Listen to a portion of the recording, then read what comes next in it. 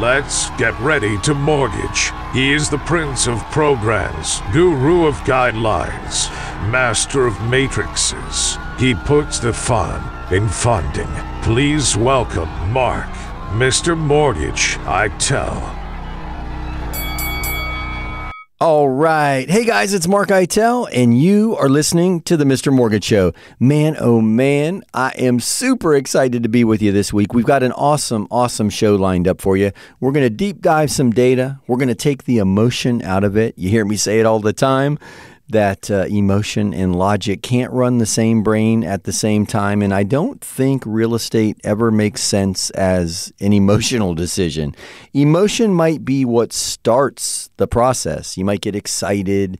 You might really be infatuated with a neighborhood, but it's got to be a logical decision at the end of the day, because we're talking about, you know, hundreds of thousands and sometimes millions of dollars on the line when you're making these big decisions. So we're going to dive into all of that this week. But before we get started, I just wanted to say thank you, a truly heartfelt thank you from both Jen and I. She's back there on the phone, or I'd have her pipe in, but she received a couple of calls while we were on the air last week, and we got a bunch of emails wishing me to get well soon, right? Feel better. Because if you heard last week's show, you know I got hit with that flu bug. It's still lingering a little bit in my voice, although I feel like a champ today. Last week was a struggle to get through the show, and thank you guys for bearing with me. It was an important show. I really wanted to do last week's show because of all of the social media buzz around this housing market explosion, and you got to get in now. And you know my feelings on that. We talked about it in length last week. I just don't want people to overextend and feel like they've got to make up for lost time, because sometimes you miss the elevator. Sometimes you miss the escalator, and you got to take the stairs. You know, that brings back a memory. I used to fly quite a bit, and I flew Delta a lot. And I was in the Atlanta airport on more than one occasion. And the train or the tram, I don't know what you call it, but that takes you between the terminals. It's down in, I don't know if it's a basement level, but it's down on, let's call it the first floor. And there's one terminal in particular that I remember this to be the case on many occasions, that depending on where you get off the train, if you get off the train towards the middle of the train and you walk forward and turn to your left, well, there's this very, very steep escalator that takes you up to the gate level. And it's probably the equivalent of about 4 stories, I would think. And if you don't get off the train in the middle and you don't know where you're going, if you're further down the train on one end and you get off, the stairs are to your left. Well, the stairs are a much more arduous task than the escalator to get up to that 4th floor, if you will, or to the gate level. And I've done both, guys. I've done both, and the escalator is far more fun. And what I'm alluding to is maybe the opportunity to buy in 2019 or 2020 with 3% or 4% money is the equivalent of the escalator. And buying in 2024 at 6.5% money is the stairs. Well, my point is, you're still going to end up on the 4th floor at the gate level. You might not get up there as quickly, and you might not have the extra time and money for the Starbucks and the panini, but you're going to get there over time.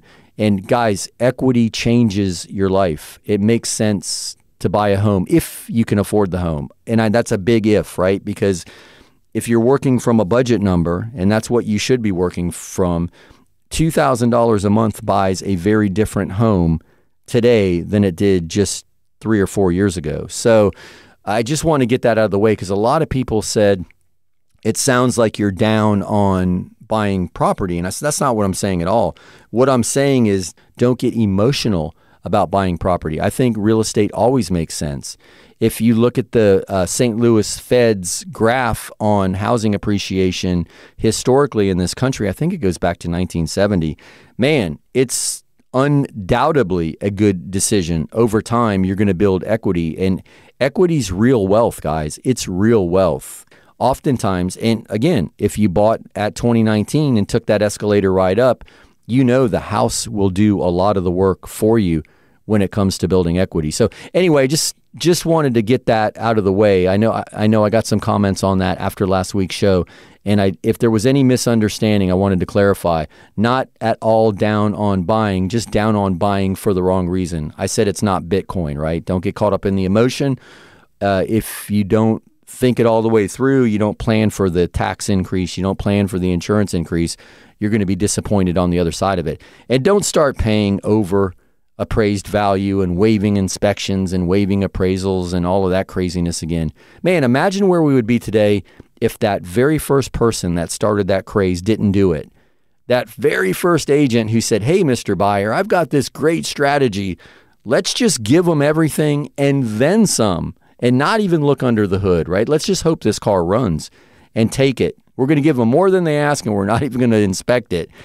Imagine if that never happened, where we'd be in this housing market. I bet it would be a very different market. So anyway, I am as excited as everyone else about mortgage rates falling back a bit. I'm just not blindly going down the Pied Piper path that they're going to end up at 4%, because I look at the data and I don't think we see a 4% interest rate in 2024. As a matter of fact, I'd be willing to bet that we don't get close to that. So I hope I'm wrong. 4% money is a lot easier to write mortgages at than 6 or 7% money. I just don't see it. So, but one thing I'm excited about the lower interest rates doing, at least in my practice, and guys, if you're unaware, we are much more than a mortgage show. We are a national mortgage brokerage team. So we're helping families every week from coast to coast, everywhere but New York, with their mortgage needs. And one thing we're seeing where people are capitalizing on lower interest rates,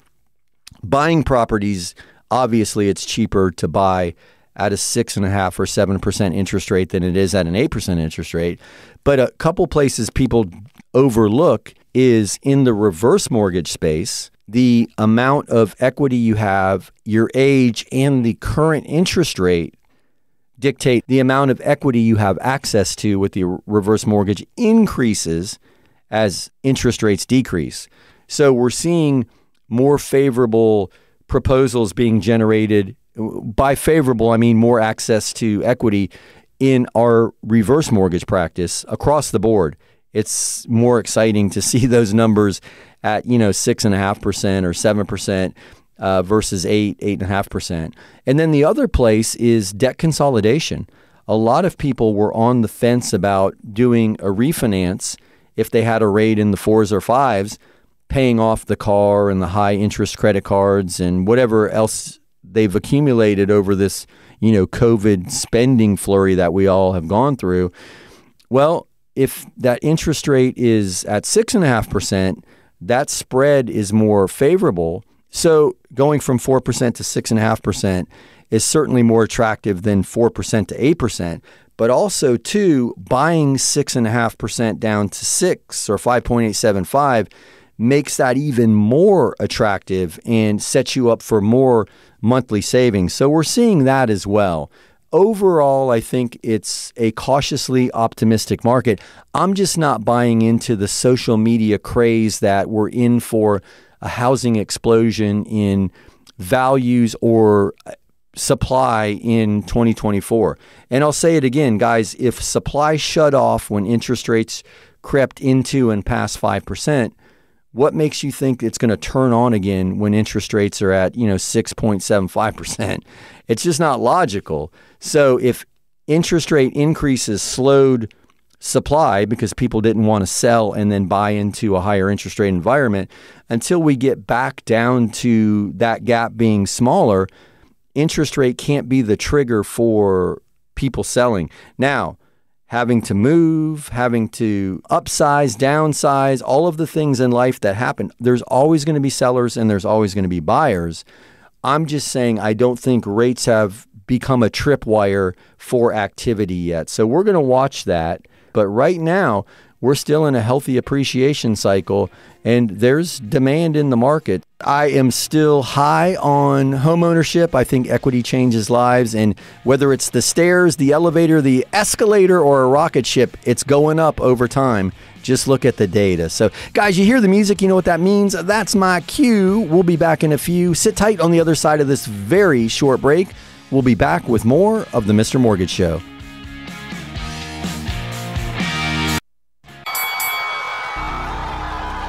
Welcome back to the Mr. Mortgage Show. Call us now at 855-462-7292.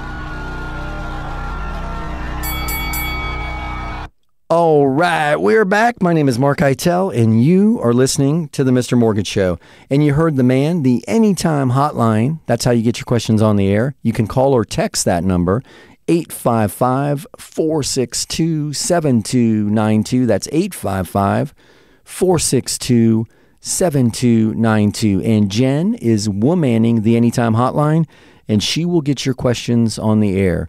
If you prefer to do it online, just head over to MrMortgageRadio.com. That's MrMortgageRadio.com. Right in the middle of the page is a big orange button that says Get Your Questions on the Air. If you click that button, you can type your question in, hit submit, and it'll pop up on our end. Jen will read it on the air for you. Again, that's MrMortgageRadio.com. And guys, I encourage your questions and comments. We couldn't do this show without you. We definitely need your participation and appreciate it each week. I know we've already gotten a couple questions that have come in, so let me throw it over to Jen, and let's start with the questions. Hey, Jen, you ready? Rhonda sent us this. I have 2 questions. What is the minimum credit score requirement for a reverse mortgage? And can we use the cash for home repairs, specifically a new roof? Hey, Rhonda, 2 very, very good questions. I'm going to start by answering question number 2. Yes, you can definitely use the proceeds for home improvement, for remodeling, renovation. If you wanted to consolidate a bit of debt, if you wanted to pay for medical expenses, there's a lot of liberties with, what you can use the proceeds for. It's your money. So yeah, definitely a new roof. I wouldn't suggest going to Vegas and pulling the slot levers, but yeah, a new roof certainly is not a problem with the cash out from the reverse mortgage. Now, the interesting answer, if you will, I'm hoping it's interesting, but the more interesting question, at least for me, is the minimum credit score. So the reverse mortgage is very unique compared to most mortgage products in that it's not credit score driven.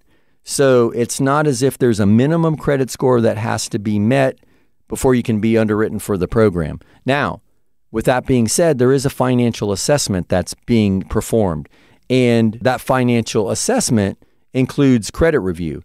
But your score is not being looked at. Your ability and willingness to repay your debts is what's being looked at, because even though the reverse mortgage doesn't require a monthly mortgage payment, you still have to pay your homeowner's insurance, you still have to pay your taxes, you still have to maintain your property. So the purpose of the financial assessment is to determine whether you have the ability and the willingness to repay your debts. Now, one thing I can encourage you is that if for some reason you don't, some people are just unable to manage their finances at some point. And there's a workaround in those circumstances. It's called a LESA, L-E-S-A. It's called a life expectancy set-aside account. And that account can be set up to escrow things like your future tax payments, your future homeowner's insurance payments. So even if you have troubled credit, there might be an opportunity still to do a reverse mortgage. But to answer your question, there's not a credit score requirement. It's the financial assessment and your ability and willingness to repay the debt, which is evaluated. So I hope that helps. And I would encourage you, if it's something that you're considering, and if you know something about your credit that has you hesitant, just give me a call and we can talk through it. a late mortgage payment, some medical judgments, those type of things pop up. In a lot of instances, we're able to work around those with the reverse mortgage. So I would encourage you to at least have the conversation. I'm happy if it's with me, but if not with me, with somebody, because again, there's not a quote unquote minimum credit score requirement with that loan program. But for the right person, man, it can be a powerful, powerful tool. So great question. I appreciate that. I always enjoy talking about the reverse mortgage. So anybody who has questions about reverse mortgages, please don't hesitate. Hey, Jen, throw me another question.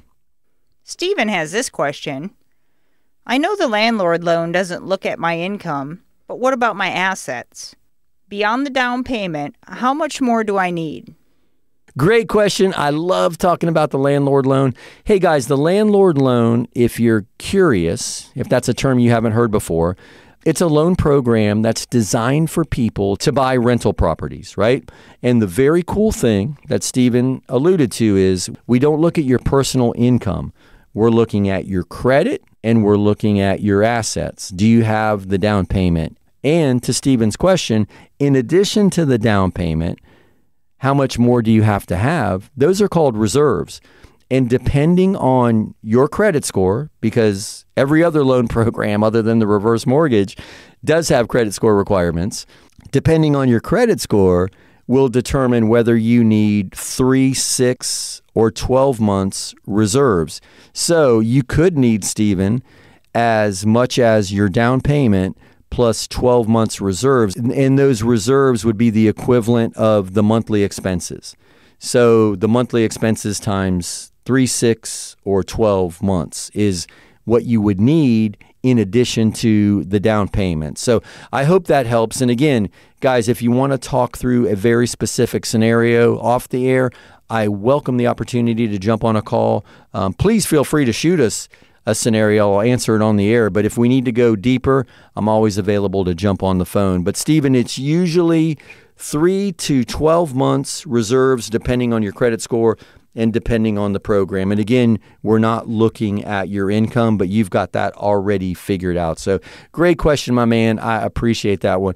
And guys, that's another thing we're seeing a lot of people use the equity that they have. You heard me say in the opening segment how important equity can be in the future. There are a lot of people who will take an equity line on their property and go out and buy a rental property and let the renter pay the mortgage on the rental property with something like the landlord loan and repay their equity line, because it's got to make sense, right? It's not emotional. Remember, it's data driven. So if the rental income will pay for the equity line and the rental income will pay for the mortgage payment and hopefully some profit, let the renter go in there and pay that debt down for you while you build equity in that investment property. It's called self-liquidating debt. It's one of the few places in life that someone else will build the equity for you. So, man, I love talking about the landlord loan in all of the ways that you can use equity. See, guys, I'm not down on real estate. I'm excited about real estate and the opportunity that equity creates. So, hey, Stephen, thank you for that one. I hope it helps. If you need more information, just reach out. I'm here and happy to help. Hey, guys, you hear the music? You know what that means? That's my cue. We'll be back in a few. Sit tight on the other side of this very short break. We'll be back with more of the Mr. Mortgage Show. So you think interest rates have gotten too high to refi? Well, not so fast. There are several reasons people refinance. Sure, lowering your interest rate is one, but there's debt consolidation, home improvement, unexpected medical expenses, pulling out some equity to go buy an investment property. Let's jump back to debt consolidation for a minute. I'm working with a client right now. His name is Ben. He's going to refinance his house, pay off a host of credit cards, and 2 truck payments. And yes, his mortgage interest rate is going to go up, but his monthly expenses are going to go down significantly. And that monthly savings is going to get he and his family back on track. Guys, if you've got questions, check us out at MrMortgageRadio.com. That's MrMortgageRadio.com. My name is Mark Eitel, NMLS 1929005. Check us out at MrMortgageRadio.com. Welcome back to the Mr. Mortgage Show. Call us now at 855-462-7292. Hey guys, it's Mark Eitel, and you are listening to the Mr. Mortgage Show. If you want your questions on the air or your comments, Call or text 855-462-7292. That's 855-462-7292. That is the Anytime hotline. And Jen is womanning the hotline, and she will get your questions on the air for you. Or head over to MrMortgageRadio.com. That's MrMortgageRadio.com. And right in the middle of the page, you can't miss it, there's a big orange button that says Get Your Questions on the Air. Just click that button, type in your question, and it'll pop up over here. Jen will read it on the air for you. But hey, let's get right back to it. We had some good questions there that last segment, and I'm going to throw it to Jen, and we'll keep your questions rolling here. Hey, Jen, go ahead when you're ready. Here's a question from Wayne. I know you've talked about this before. How does the REC refinance calculate my debts? It's different than a HELOC, right?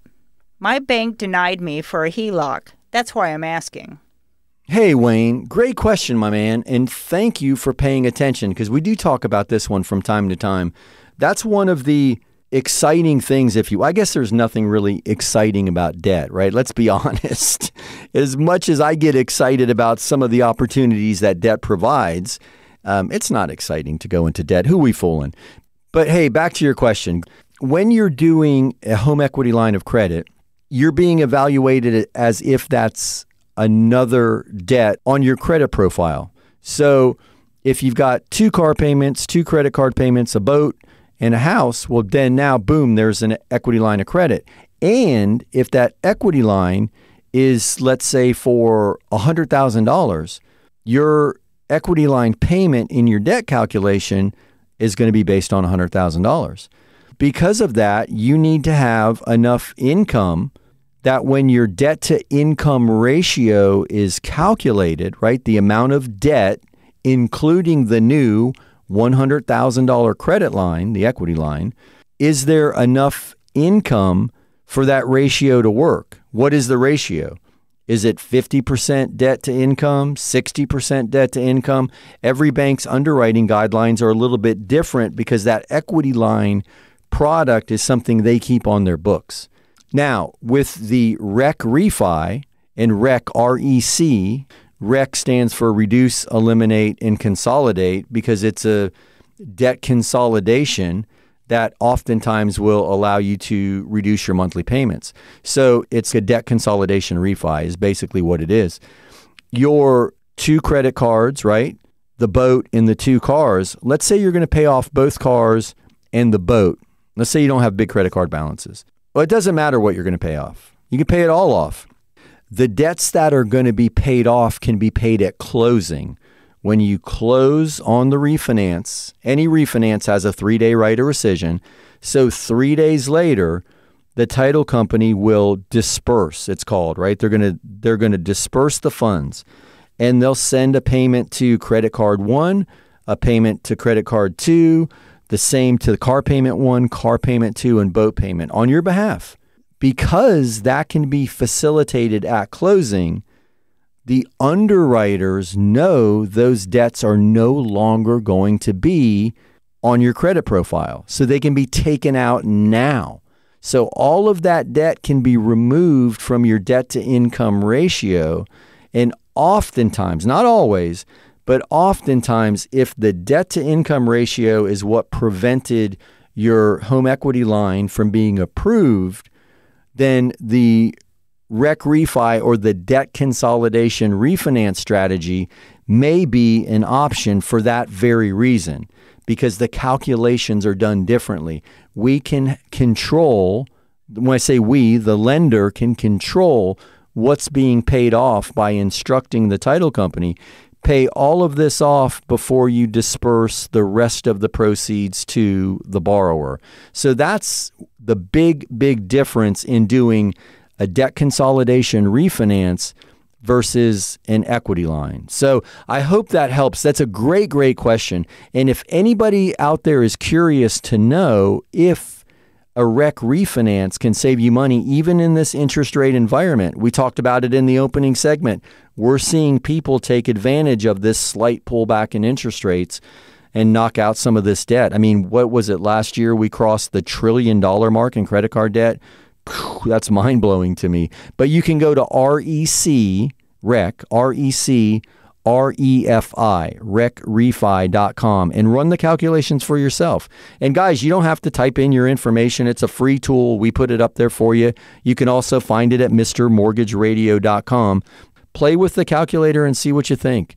And if you have questions about it, call us. We'll be happy to walk you through it. Sometimes it makes sense, and you're surprised to see what you could save each month. So great question. I appreciate that one. Hey, Jen, let's keep them rolling. Deidre sent us this one. Back to reverse mortgages for a minute. I'm 60 and my husband is 71. Do we need to wait until I'm 62? I think you shared a way this could work on your podcast. What will happen to me if he dies first? Hey, Deidre, another great question and another thank you. This one for listening to the podcast. So, and guys, you can find that at mrmortgageradio.com also. Each week after the show airs on the radio, Jen does whatever magic she does back there in the engineer's booth and puts it together as a podcast, strips the commercials out and just puts it up there as a podcast. And you can find that everywhere, right? Apple Podcasts, Amazon, what's the one? Pandora. We're everywhere. We're places that I'm even surprised play the podcast.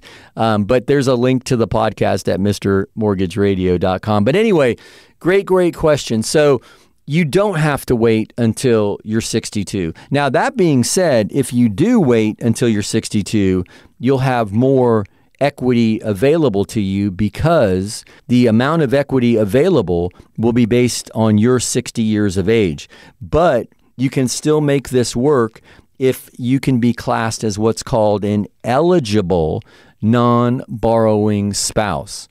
And what that means is you will have all of the protections of the borrower. What the main protections are is you're not going to have to vacate that property if your husband dies first, if you're an eligible non-borrowing spouse. Now, again, the amount of equity that is going to be available to you will be reduced because you're 60. They're going to use the younger of the two. And that's going to be true too.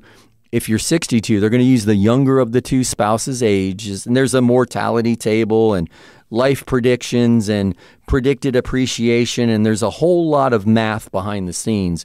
But your age, your equity, and the interest rates are what the calculations are based on when determining the available amount of equity.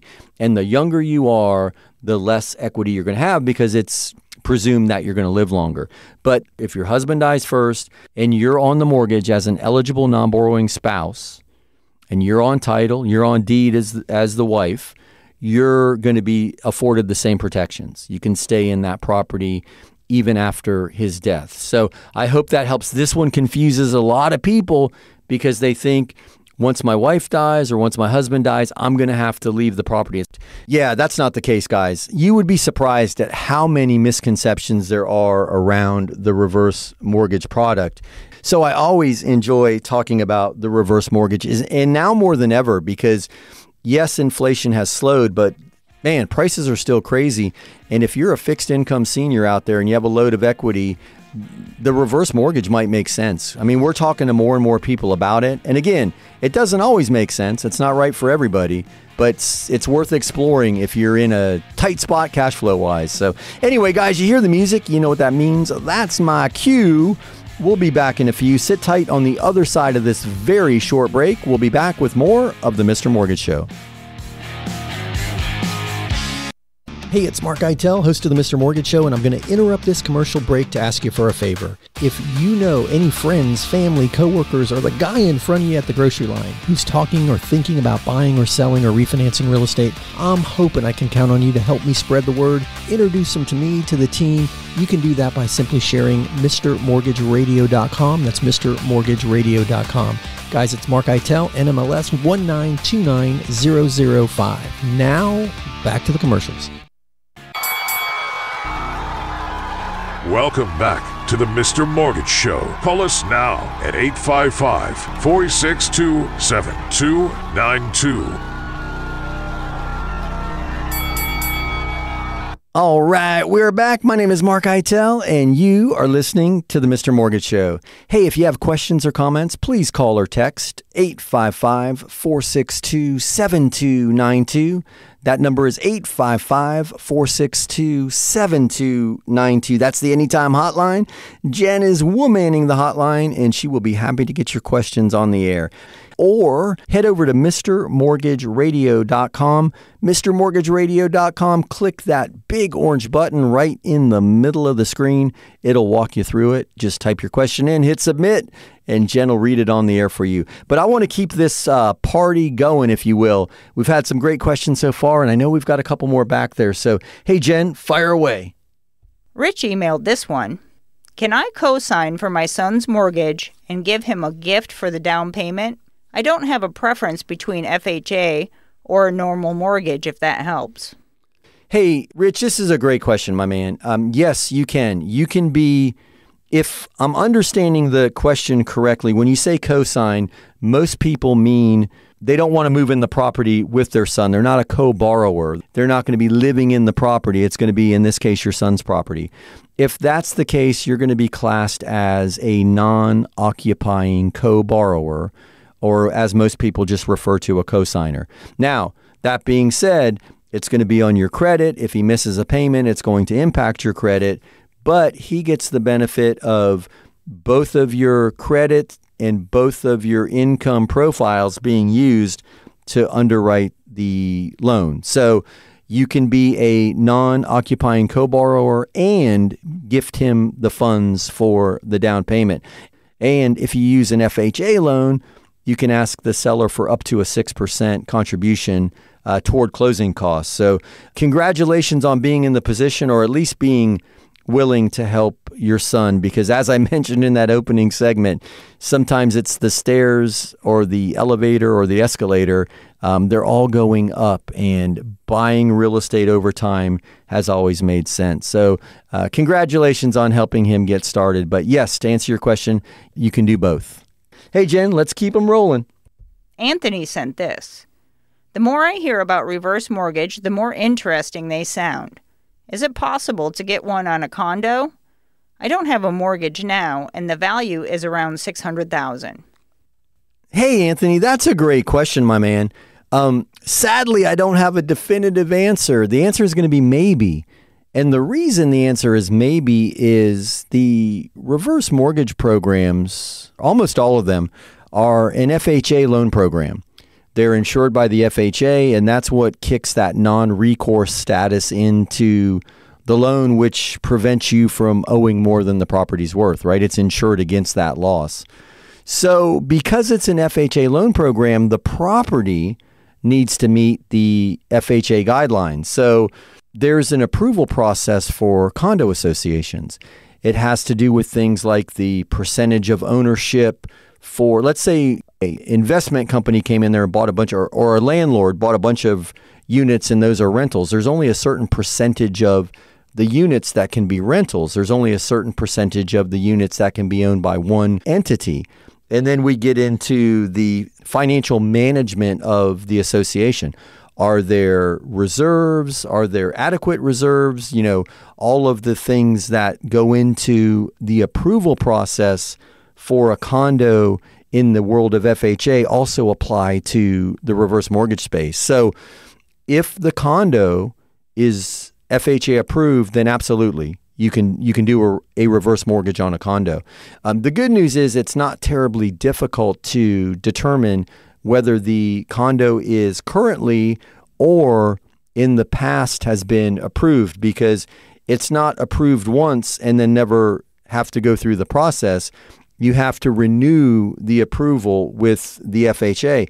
And sometimes the changing of the guard, right? There's a new president of the association.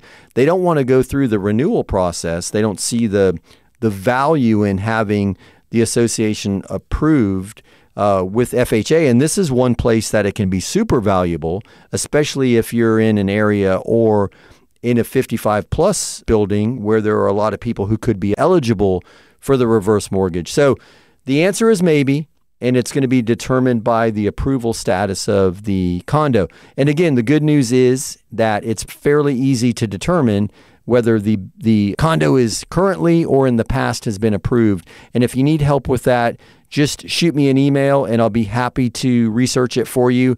I'll just need, you know what, shoot me the address, because that'll be helpful. Then I can pull it up in the database to see if it is indeed FHA approved. If it is, you're good to go with the reverse mortgage. But great question. This one's a maybe, though. I hate the maybe answers, but that's all I got for you at the moment. Hey, Jen, throw me another question. Jimmy sent us this. Can we use the landlord loan for a cash-out mortgage to buy more units? Do you still look at just the building's rental income? Hey, Jimmy, great question. And yes. So you can do a cash-out refi with the landlord loan, and it's still going to be based on the income of that property. Not the income of that and the new property, the income of that property. And a lot of people do that. They call it BRRRR, B-R-R-R-R. And I know every time I say that, I sound like a seal. R-R-R-R-R.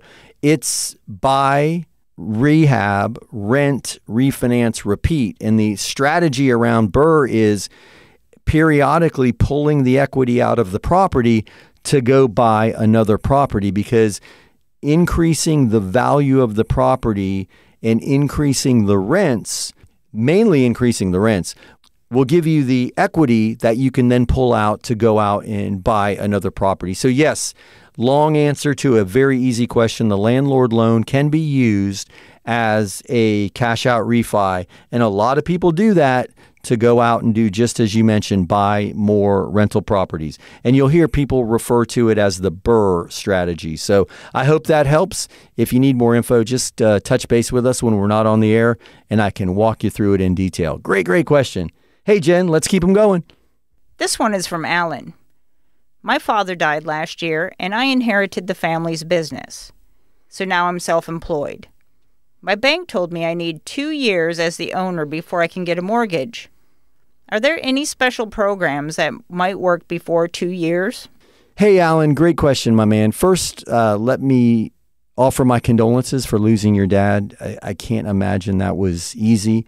But what an honor carrying on his legacy and running the family business. So I hope everything is falling in place and you're doing well with that. I think that's super cool when a business lasts generationally in a family. What a cool thing for him to pass it to you, and a cool thing for you to carry on his legacy. So let me start by giving you some encouragement.